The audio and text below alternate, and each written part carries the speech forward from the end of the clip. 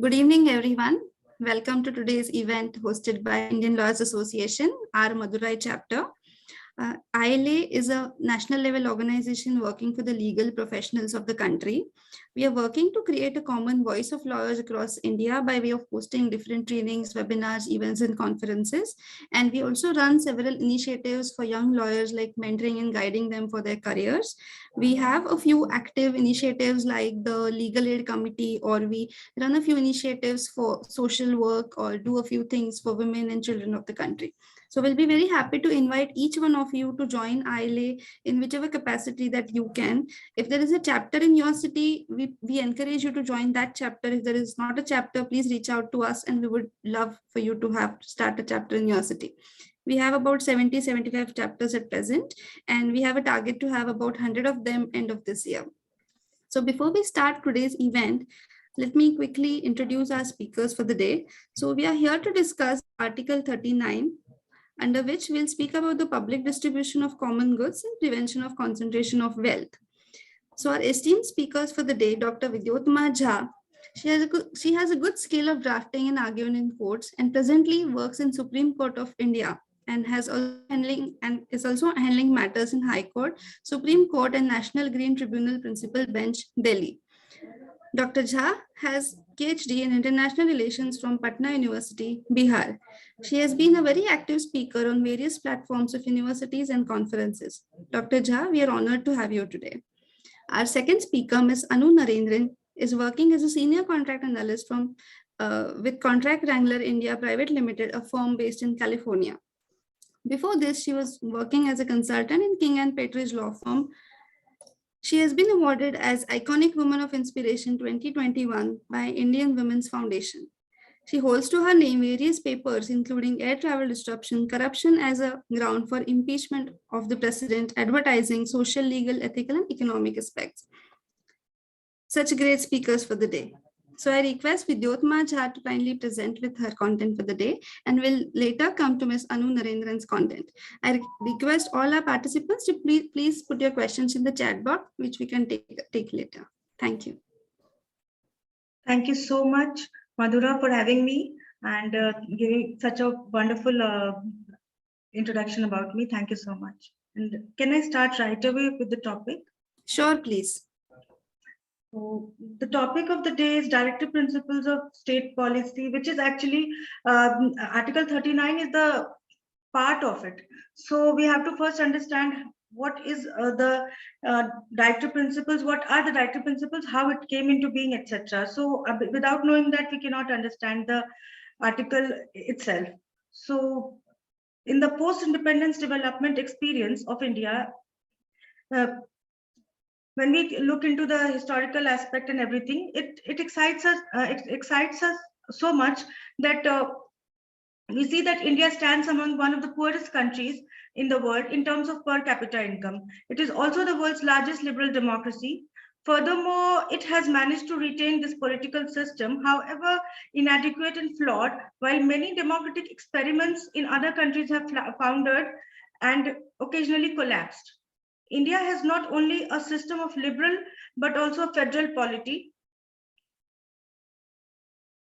in which a substantial number of the concerns which are particularly important from the perspective of social policies such as land reforms, education, health, and rural infrastructure are either specifically state government subjects or are concurrently under both state and central governments.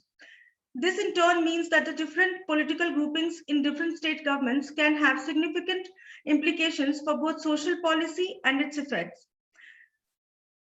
This partly explains why there is so much regional variation in terms of major demographic, economic, and social variables across states. There is a further dynamic as well, in that certain types of social policy have rippled and process effects which affect the various classes in society directly, but also determine their desire and appetite for further public intervention. Today we are discussing part 4 of the Constitution, which is also known as Directive Principles of State Policy. And this is a very important aspect of our Constitution. It is non-justifiable, we cannot go to the court, still it holds a lot of importance. Directive principles of state policy has been taken from Irish constitution, which itself originally borrowed it from the Spanish constitution and is enumerated in part 4 of the Indian constitution. The concept behind the directive principles is to create a welfare state. In other words, the motive behind the inclusion of directive principles is not to establish political democracy, rather it's about establishing social and economic democracy in the state. There are some basic principles or instructions or guidelines for the government while formulating the policies, laws of the country and in executing them. According to Dr. B.R. Ambedkar, these principles are noble features of the Constitution. Directive principles act as a guideline for the state and should be taken into consideration while coming up with some new policy or new law. But no one can compel the state to consider and follow all that which is mentioned in directive principles, and so they are not justiciable. It covers articles from Article 36 to 51. So if we look back into the history, we get to know that directive principles of state policy has become an inspiration for independent India's government to tackle social, economic, and various other challenges across a diverse nation like India. Directive principles of state policy and fundamental rights have a common origin. The Nehru Report of 1928 contained the Constitution of India, which contained some of the fundamental rights and some other rights, such as the right to education, which were not enforceable at that time. Then the Sapru Report of 1945 divided fundamental rights into justifiable and non-justifiable. The justifiable rights are the ones which were enforceable in a court of law and included in Part 3 of the Constitution. On the other hand, non-justifiable rights were listed as directive principles, which are meant to guide the state to work on the lines for making India a welfare state. So they were included in Part 4 of the Constitution. According to some scholars, directive principles are the kernel of the Indian Constitution. Directive principles of state policy are enlisted to attain this ultimate aim as mentioned in the preamble: justice, liberty, equality, and fraternity, also known as 4 pillars of the Indian Constitution. There have been a number of amendments post-independence. One such amendment was officially known as the Constitution 25th Amendment Act 1971, which curtailed the fundamental right to property and permitted the acquisition of private property by the government for public use on the payment of compensation, which would be determined by the parliament and not the courts. The amendment also exempted any law giving effect to Article 39B and C of Directive Principles of State Policy from judicial review, even if it violated fundamental rights. In 1970, the Supreme Court, in its judgment on R.C. Cooper versus Union of India, popularly known as the bank nationalization case, held that Constitution guarantees the right to compensation, that is, the equivalent money of the property compulsorily acquired. The court also held that a law which seeks to acquire or requisition of property for public purposes must satisfy the requirement of Article 19, Clause 1, Clause F. The 25th Amendment sought to overcome the restrictions imposed on the government by this ruling. Legal expert Mr. V.G. Ramchandran described the 24th and 25th Amendments as not just tinkering with the Constitution, rather it is a veritable slaughter of the Constitution. He stated that the 25th Amendment smacks of totalitarianism and a hurry to achieve socialism instantly overnight. Section 2, Clause A and Section 2, Clause B, and the first part of Section 3 of the 25th Amendment were upheld by the Supreme Court in Keshwananda Bharati versus State of Kerala in 1973 as valid. However, the second part of Section 3, which prevented judicial review of any law that gives effect to directive principles, was declared unconstitutional. Be it enacted by Parliament in the 22nd year of Republic of India, the amendment of Article 31, it says in Clause A for Constitution, for Clause A, Clause 2, the following clause shall be substituted, namely, no property shall be compulsorily acquired or requisitioned save for a public purpose and save by authority of law, which provides for acquisition or requisitioning of the property for an amount which may be fixed by such law or which may be determined in accordance for an amount which may be fixed by such which may be fixed by such law or which may be determined in accordance with such principles and given in such manner as may be specified in such law. And no such law shall be in question in any court on the ground that the amount so fixed or determined in, is not adequate, or that the whole or any part of such amount is to be given otherwise in cash. provided that in making any law providing for the compulsory acquisition of any property of an educational institution established and administered by a minority, referred to in clause 1 of Article 30, the state shall ensure that the amount fixed by or determined under such law for the acquisition of such property is such as would not restrict or abrogate the right guaranteed under this clause. Insertion of new Article 31C took place. After Article 31B of the Constitution, this article was inserted, and it says that saving of laws giving effect to certain right to principle. Wherein, notwithstanding anything contained in Article 30, no law giving effect to the policy of the state towards securing the principles specified in Clause B or Clause C of Article 39 shall be deemed to be void on the ground that it is inconsistent with or takes away or abridges any of the rights conferred by Article 14, Article 19, or Article 31, and no law containing a declaration that it is for giving effect to such policy shall be called in question in any court on the ground that it does not give effect to such policy, provided that where such law is made by the legislature of a state, the provisions of this article shall not apply thereto unless such law, having been reserved for the consideration of the president, has received his assent.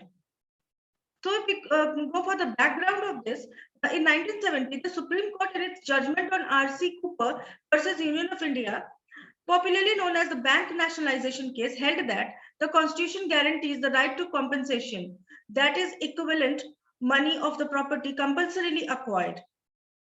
The court also held that a law which seeks to acquire or requisition property for public purposes must satisfy the requirement of Article 19, Clause 1, Subclause F. The 25th Amendment sought to overcome the restrictions imposed on the government by the Supreme Court ruling.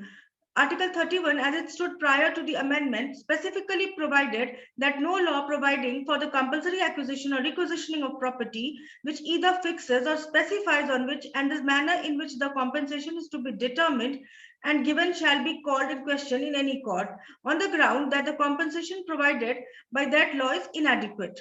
The 24th Amendment had re-established Parliament's authority to amend the fundamental right in the Constitution. This declared the way for the government to amend Article 31 relating to property rights. The 25th Amendment was intended to stir up or strip the Supreme Court of the power to go into the quantum of compensation for takeover of property of public use. So it would do this by amending and replacing the word compensation for the word amount of property acquired or requisitioned. The amendment in order to insert a new clause 31, clause C in the Constitution, which would prevent a bill from being challenged in the court, either under Article 14, which is equality before law, Article 19, right to property, freedom of association, speech, religion, etc., or Article 31, that is deprivation of law except under authority of law. If Parliament certified that the bill was intended to ensure equitable distribution of material resources or to prevent concentration of economic power. Then, in October 1971, the report of the Law Commission, headed by former Supreme Court Chief Justice P.B. Gajendra Gadekar, recommended deletion of the part of Article 31C, which placed any law containing a declaration that it was for giving effect to certain directive principles outside judicial review.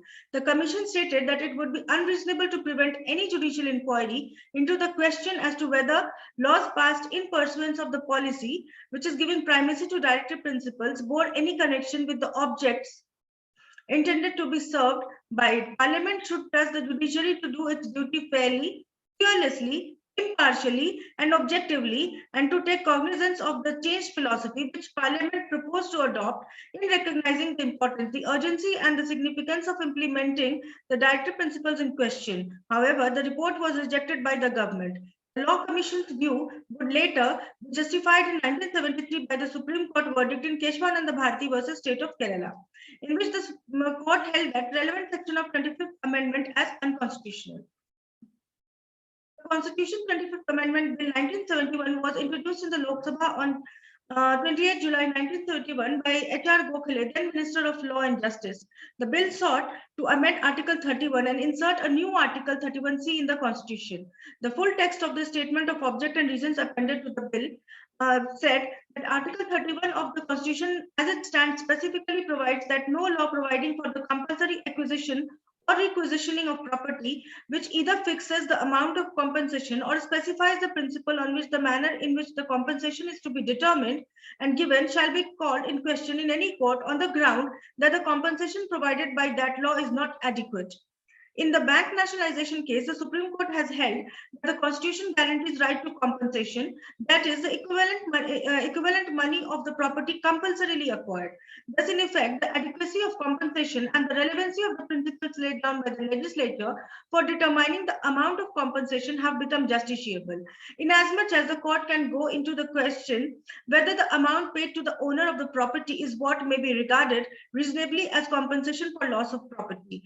In the same case, the court has also held that a law which seeks to acquire requisition of property for a public purpose should also satisfy the requirements of Article 19, Clause 1, Subclause F. The bill seeks to surmount the difficulties placed in the way of giving effect to the directive principles of state policy by the aforesaid interpretation. The word compensation is sought to be omitted from Article 31, Clause 2 and replaced by the word amount. It is being clarified that the said amount may be given otherwise in cash. It is also proposed to provide that Article 19, Clause 1, Subclause F shall not apply to any law relating to the acquisition or requisitioning of property for a public purpose. The bill further seeks to introduce a new Article 31C, which provides that if any law is passed to give effect to directive principles contained in clauses B and C of Article 39 and contains a declaration to that effect, such law shall not be deemed to be void on the ground that it takes away or abridges any of the rights contained in Article 14, 19, and 31, and shall not be questioned on the ground that it does not give effect to those principles. Further, this provision is to apply in the case of laws made by the state legislatures. It is necessary that the relevant bill should be reserved for the consideration of the President and receive his assent. The bill was considered by the Lok Sabha on 30th November and 1st December 1971. Speaking in the Lok Sabha on 30th November, Gokhale commended the bill and stated that the intention of new Article 31C was to give primacy to directive principles and limit property rights in manner that vested interests may not be able to take shelter under fundamental rights and block progressive legislations. He also stated the judiciary would be confined to the task of legal interpretation of the Constitution and not be called upon to sit in judgment over political issues. Gokhale complained that there was a tendency for judges to import their own political philosophies into their judgments and sanctify the right of property. He jibed that this might have been valid in the days of Gladstone, but his own country, that is United Kingdom, had no value for it anymore. So Gokhale further added, Parliament should remain the final arbiter in determining what is adequate or can be regarded as reasonable for acquisition under a particular legislation. Social change should not be blocked by courts by making compulsory the payment of such quantum of compensation as to make social change impossible. The then Prime Minister Indira Gandhi described the bill as a small but necessary step towards the fulfillment of the goal of socialism. She claimed that it was not her government or party's intention to weaken the judiciary. She further stated that the judiciary must not take over the power of Parliament. The bill was stringently criticized by Pilu Modi of the Swatantra Party, who stated that India's secular and democratic constitution was being converted into an instrument of totalitarian oligarchy, devoid of the rule of law. Modi criticized the government for the arbitrary exercise of unmitigated power and the establishment of a police state. He further asked the ruling party whether it had made a sincere effort to bring about social and economic changes when it had all the opportunity it needed to do so during the past 25 years of its rule. The bill was passed by the Lok Sabha on 1st December 1971, wherein the Clause 2 of the bill sought to amend Article 31, Clause 2 of the Constitution to clarify that no law providing for the compulsory acquisition of or requisitioning of property could be called in question in any court on the ground that the amount fixed or determined under such law to be given to the owner of the property is not adequate. During the consideration of the clause by Lok Sabha, Gokhale moved an amendment which sought to add the following proviso at the end of the proposed Clause 2, Article 31, which said, provided that in making any law providing for the compulsory acquisition of the property of an educational institution established and administered by a minority referred to in Clause 1 of Article 30, the state shall ensure that the amount fixed by or determined under such law for the acquisition of such property is such as would not restrict or abrogate the right guaranteed under the clause. This amendment was accepted by the House, both the houses, and was adopted by Lok Sabha and Rajya Sabha on 1st and 8th December 1971 respectively. The bill as passed by the Lok Sabha was considered by the Rajya Sabha, and later it came into force. It received assent from everywhere. The Gazette of India, the Varagahi Venkatagiri, etc. Then the legal expert V.G. Ramachandran, he wrote that in the Supreme Court cases journal that which stated that the 24th and 25th amendments were not exactly the tinkering which I mentioned earlier with the constitution. It was a kind of slaughter. He said that it smacks of totalitarian and hurry to achieve socialism instantly overnight. And Ramchandran further stated that the amendments lowered the prestige of the legislature as well as the judiciary. Supporting the fundamental rights, Ramchandran wrote, when our founding fathers posed this constitution, they were well aware of the social and economic urges in the country, but they were anxious that the progress must be gradual and stable and not revolutionary. That is why they emphasized the rights to be fundamental in party subject to reasonable restrictions in public interest. They were further enunciated in part for the directive principle of state policy, which may be translated into reasonable restrictions of the right in party by law from time in as conditions justified them. Changes made overnight during national poverty only increase poverty. When there is no corresponding effort at production and increase of wealth, it is equally true that social and economic conditions cannot be improved merely by legislation. It would appear that the people who looked for a utopia are being fed by a spate of legislation, conferring legislative power.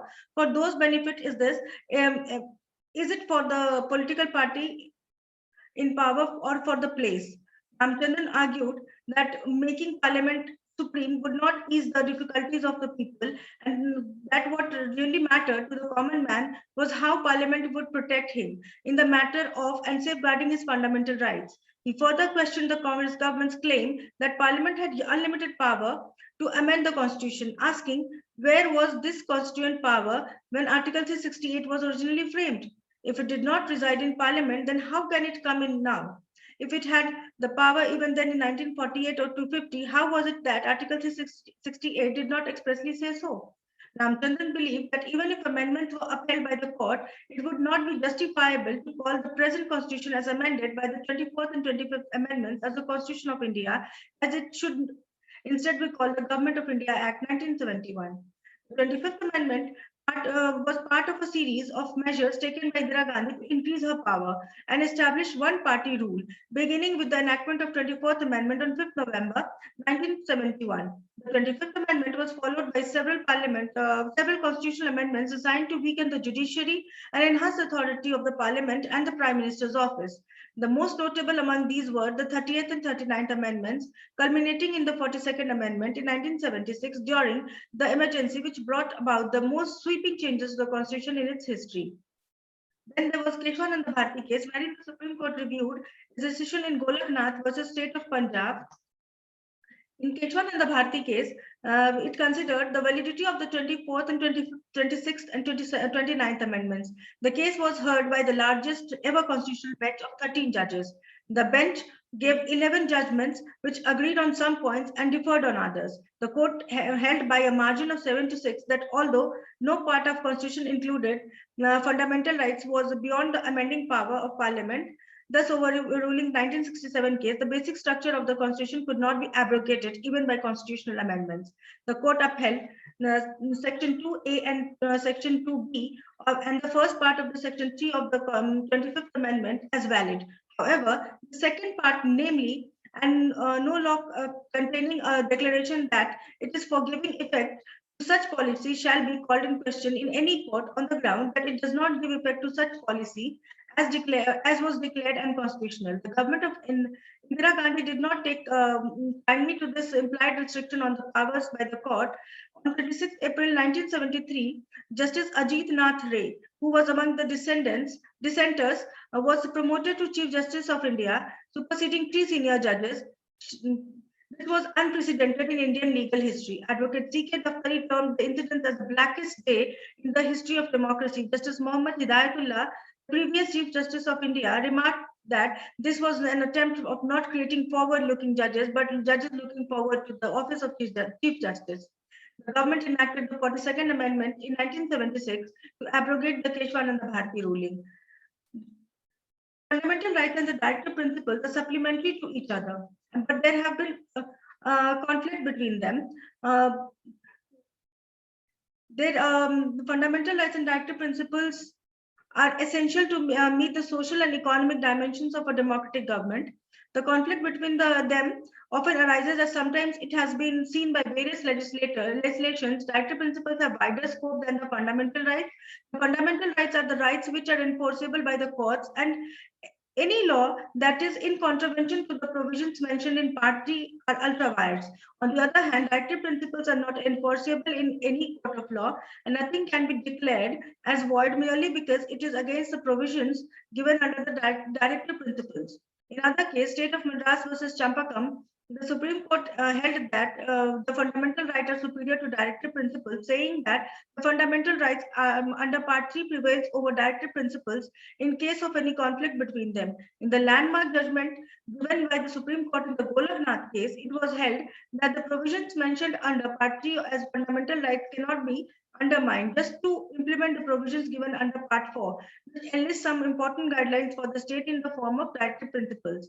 The Constitution was amended in the year 1971, and through this amendment, Article 31C was incorporated in the Constitution. It confers wider importance on the directive principles. In the Minerva Mills case, the Supreme Court restricted this wide scope, which was conferred on the directive principles under Article 31C by making some changes. It resorted Article 31C to its pre-1976 position. A law would be protected by Article 31C only in the case if it has been made to implement Article 39B and Article 39C of the directive principles and not only any of other directive included in Part 4. Article 39B that says that the ownership and control of the material resources of the community are so distributed as best to subserve the common good, and C, that the operation of the economic system does not result in the concentration of wealth and means of production to the common detriment. These are sometimes called the Charter of Social and Economic Justice. There is a fine balance in the Constitution between directive principles and the fundamental rights, which should be adhered to by the courts, which without placing any of them as superior. Some of the critics hold that the principles don't carry any importance as their violation can't be challenged in the courts. The directive principles are a mere declaration of the instructions which are to be observed and secured by the state at will, but the Constitution neither makes them justiciable nor it mentions any limit to what extent it can be secured. These are neither consistently explicit nor properly classified. These appear to be a collection of instructions which are only based on morals, and the state can't rely merely on morals for its working. Several directives lack clarity, and they have been repeated at different places. The directive to push international peace and friendly relations among all the nations is just a declaration. But the real issue is that the securing part of it for which nothing has been given. Part 4 includes some directives which are not complete in actual observation. The ideal is to introduce prohibition, but this ideal cannot be really and effectively realized. The states which introduce prohibition and to scrap it later on, most of the directive principles are based on old and foreign philosophy, which have lost its relevance now. Many critics hold that the preamble should also enlist all these goals which are given under directive principles of state policy, and their description in Part 4 has made things more complicated and complex than it was before. Directive principles just create an impression about the usage of the legitimate power by the state, and the motive is to gain support through promise making and not through inaction.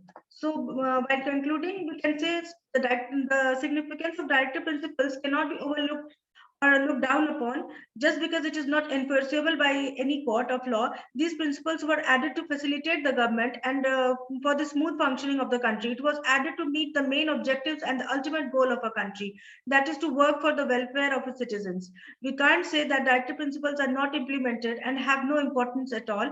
It is like a structure given for the government, and it should work and formulate new laws revolving around that structure, only so that the welfare of the people be ensured. Every policy and law formulated by the state has to meet the standards which are mentioned in Part 4 of the Constitution.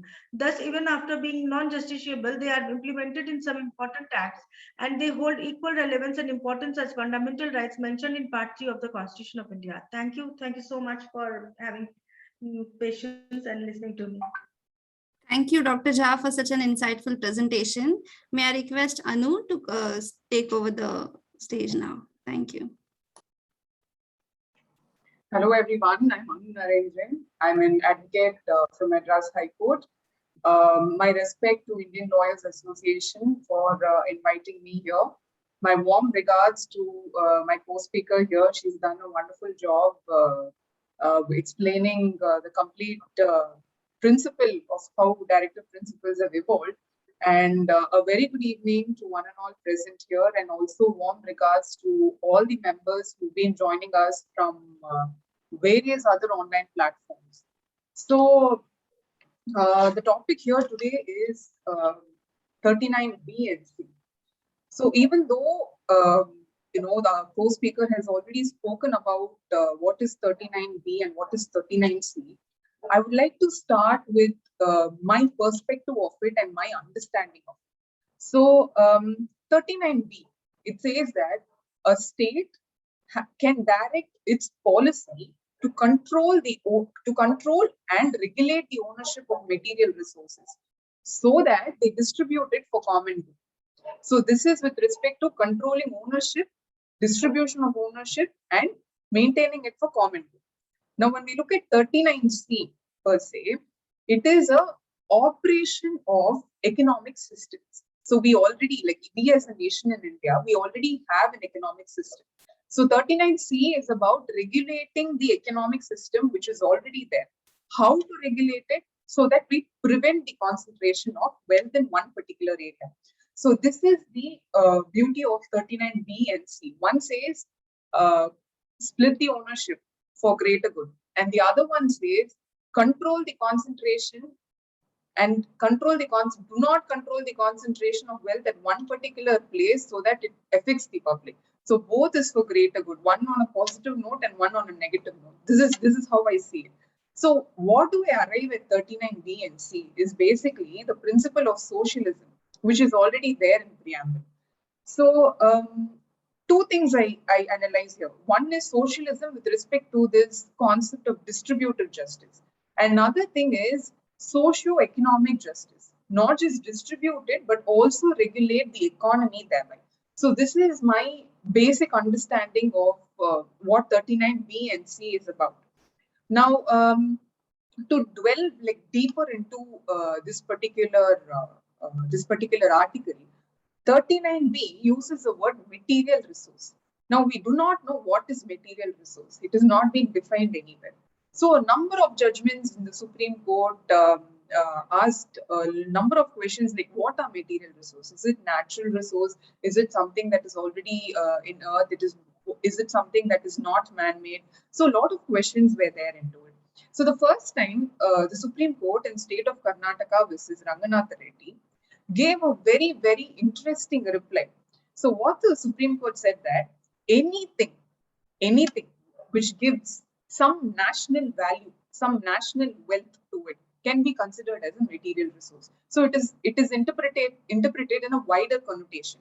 So now when we talk about this principle in a layman's perspective, the first thing which anyone would ask is nationalization. Oh, you're talking about nationalization where the state acquires everything that is flourishing. So true, nationalization is one of the concepts under 39B and C.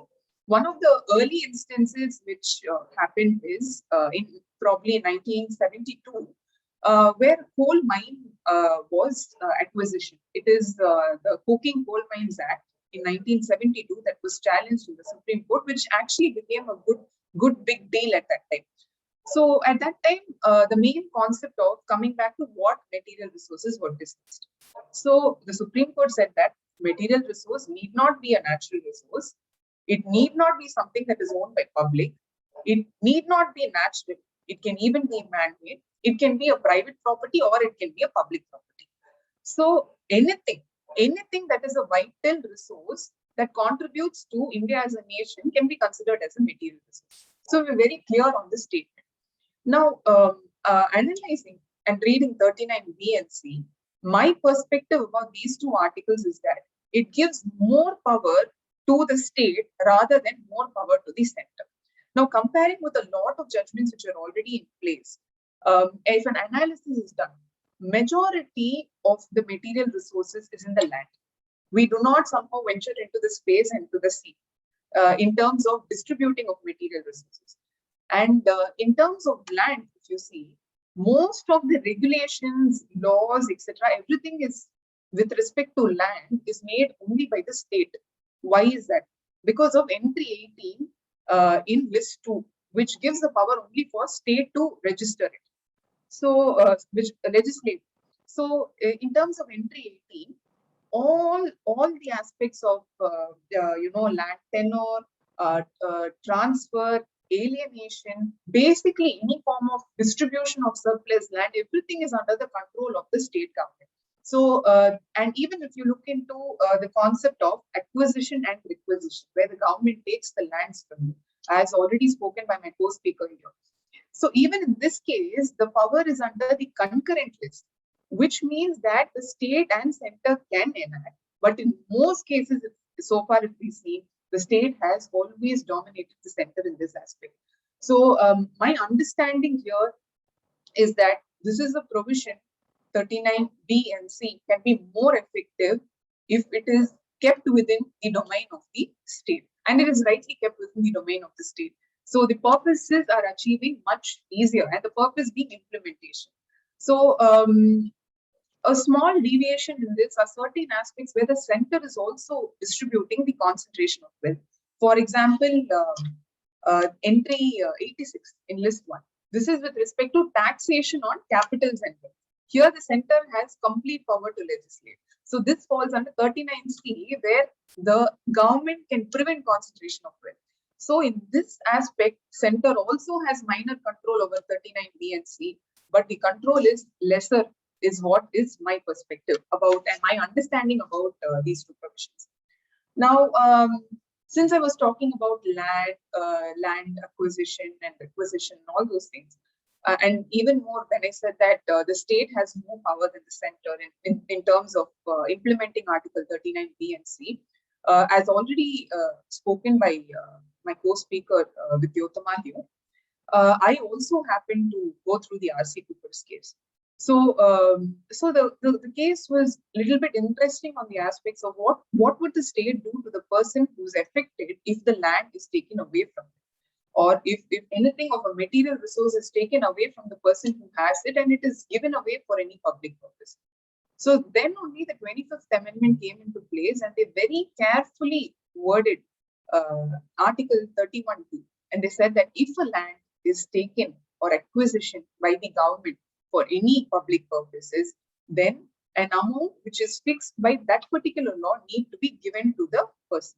They do not use the word compensation because they are not here to compensate the loss that the party has suffered. They are here only to prevent the concentration of wealth. So what is just and fair will be determined by that particular act in place.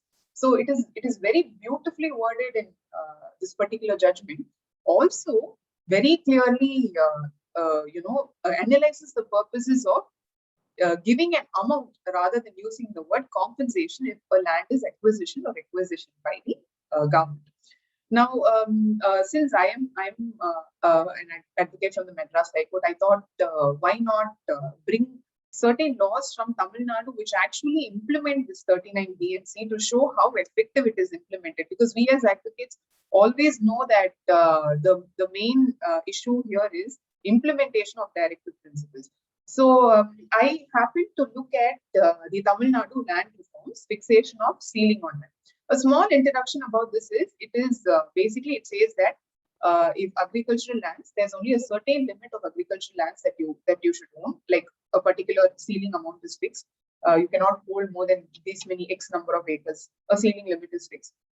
Beyond that, if you hold it, the government can take it back from you, and they will pay you an amount which they consider fair, which can even be in the form of regular revenues, or it can be a one-time payment. They take that land from the person who holds surplus land and they give it to a person who are entitled to it. And that they call as public purpose. So the public purpose here in this act is not to use it for construction of dams or parks or creating some recreational place or bus stops, etc. The public purpose in this act is to take the surplus land and give it to people who are mentioned in the list. Who are the people mentioned in the list? It can be ex-servicemen, it can be military officers, it can be people, families of the freedom fighters, etc., etc. A lot of a big list is given by who are entitled to it. And this is an agrarian reform also. So if the land is given to that particular person entitled to, they are allowed to perform only agriculture in that land, and they cannot construct or do anything commercial in the land. So it is a two-way implementation. It is an agrarian reform. It is also fulfilling the purposes of Article 39B and 39C. So, one of the interesting judgments that I went through, which is also happened to be the judgment of Justice Krishna here, very beautifully explaining the aim and purpose of this particular act. At the same time, he also looks into a particular concept of what do we need in these kind of socialistic legislations. So what he says is that the purpose of the act is to distribute excess agricultural land. And what you should do here, what is another purpose here, is to reverse commercialization. The land is given to people who do not have, but they should not use it for commercial purposes. They should use it only for the purpose of agriculture.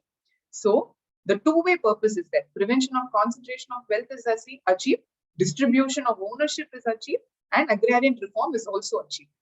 So three purposes are solved. And he beautifully says a particular statement. He says that statutory pilgrimage.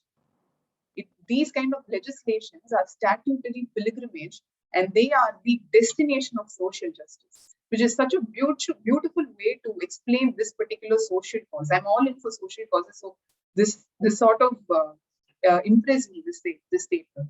So the focus here is on equitable distribution of land to people who do not have land and people who are entitled to have this. So now, going on, two important aspects that are in 39B as well as in 39C is the word distribution. So what is the word distribution here? It is given an expansive meaning by judgments together. My understanding of it is distribution can be nationalization, distribution can be fixing ceiling limits, fixing an amount of surplus lands to be held. Distribution can be acquiring sick industries from a particular owner and then regulating it, because that sick industry can actually give common good to a lot of people, or it can be nationalization of transport. So all this falls under the term distribution only because it is working towards one common purpose, and that common purpose is a common good of the general public. So distribution here definitely connotates distributive justice. So that is what we are trying to achieve through these wide range of judgments, as well as wide range of legislations enacted by the state and center. So going on to 39C. 39C, 39B has to be read together, but there are certain things that are important to be looked into in 39C. They say not to change the economic system, but prevent the concentration of wealth. So the aim of the government is to not change the economic system which is already existing in India. They just want they want to prevent concentration of wealth. So that is the only aim we have here. So so in that cases, the state has to break a pattern of concentration of wealth. So that is something that is important that we note about 39C. So since like even me as well as Dr. Vidyottama, we kept on talking about how the power here for the state is good, but there are also instances where the state has misused these powers in a lot of cases. So in those instances, I wanted to bring one important case law here, especially because I'm from Chennai. This is one of the cases that was most spoken about here, and it happened in 1996. Here in Chennai, we have the Madras Race Club, and in 1996, the government tried to acquire the Madras Race Club under Article enacting laws under Article 39B and C, saying that we need to distribute material resources. We are acquiring it only for public purpose, etc., etc. A lot of things were stated. And of course, the owners, the co-owners, challenged it before the Supreme Court. So then the way and the connotation that then the answers that the Supreme Court gave for this particular aspect was very interesting. And I wanted to bring one judgment which was, actually going against the purpose and where state has also abused its power. So this is a case of abuse of power. So what the Supreme Court had said that there is no relation between acquiring a club and 39B and C. They said that the club does not own any material resources which needs to be distributed. Of course, they own lands, they have certain activities going there, and a lot of people who are a part of the club, etc., etc. But there are no material resources here that is required to the state mandatory that has to be given to the greater. And the second thing which the Supreme Court noticed in this particular case law was the club had no role in the economic system of the state. This is something very, very important. You can only acquisition, requisition, distribute, take forward the ownership, and you can prevent the concentration of wealth when something which is a material resource actually affects the economic system of the state. And it is so necessary for the state to take it to them. So this was very beautifully explained in this particular judgment. So with that, I feel that all these kind of legislations are socialistic oriented. They also have the principle of distributive justice and to regulate economic order. So this is a complete analysis of 39B and C. So thank you for giving me this wonderful opportunity. I would like to add 1 minute of a little a little fact that was missed about me. I actually I'm a legal education activist. What I also do apart from working in that Californian firm is that I make a lot of legal awareness videos in my own name in online digital platforms. So this was started, this has already been a year since I started this. And I'm very much for initiatives like this which spread legal awareness, because I am a strong believer that knowledge is power only when it reaches masses. So I'm very thankful for Indian Lawyers Association. I'm thankful to Dinesh, who introduced me to this platform, because we need to spread more legal awareness among our community, among our fraternity, as well as outside, where people do not know much about what is law, what are their rights, what are their remedies, etc. So my sincere thanks to this wonderful opportunity. And thank you to all patient listeners and all of them who joined us live through Facebook. Thank you. Thank you, Anu. That was indeed very insightful, and we 100% agree with what you said. Through law, we also look forward to create revolution in many of India's systems, and we very much believe that it's possible. And that's where we once again encourage all those here joining us on Zoom as well as Facebook to come forward, join this network, spread the message. And if there are any questions, let me quickly check the chat box. And I'll just have a look on our Facebook as well. In the meantime, do any of our speakers have any concluding remarks or anything to mention? Dr. Jha, anything on your side?